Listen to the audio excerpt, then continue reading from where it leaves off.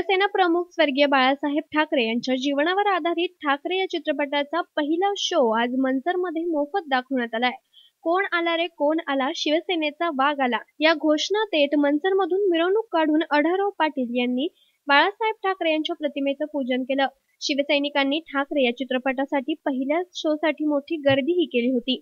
खासदार शिवाजीराव आढळराव पाटील, कल्पना आढळराव पाटील, सरपंच दत्ता गांजाळे, उपजिल्हा प्रमुख रवींद्र करंजखिले, माजी जिल्हा परिषद उपाध्यक्ष अरुण गिरे, तालुका प्रमुख सुनील बानखेले, शिवाजी राजगुरू तसेच कल्पेश बानखेले, उपतालुका प्रमुख अजित चव्हाण, स्वप्नील हिंगे, सागर जाधव आदींसोबत अनेकांनी चित्रपट पाहण्यासाठी मोठी गर्दी केली होती। Bureau chief Jayesh Shah, Shivner prime, Ambegaon.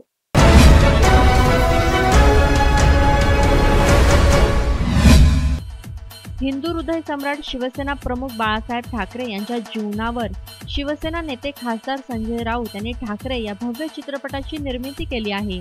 या चित्रपटाचे टीझर, ट्रेलर, गाणे सगळेच हिट ठरले आहेत।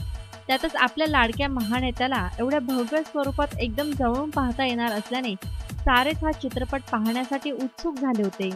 आज सर्वत्र हा चित्रपटगृहात दाखल झाला।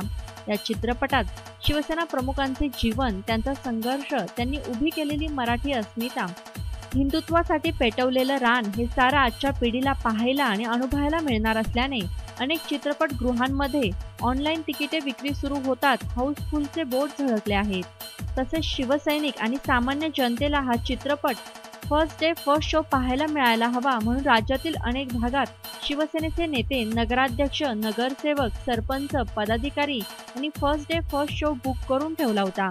त्यांच्याकडून जनतेला हा शो मोफत दाखवण्यात आला। तसे ढोल ताशांच्या गजरात घोषणाबाजी करत फर्स्ट शो साठी गर्दी केली होती।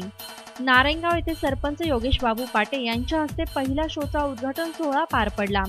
मंचरमध्ये खासदारांसह मिरवणूक काढत शिवसेनेचे नेते, पदाधिकारी व कार्यकर्ते मोठ्या संख्येने चित्रपट पाहण्यासाठी उपस्थित होते।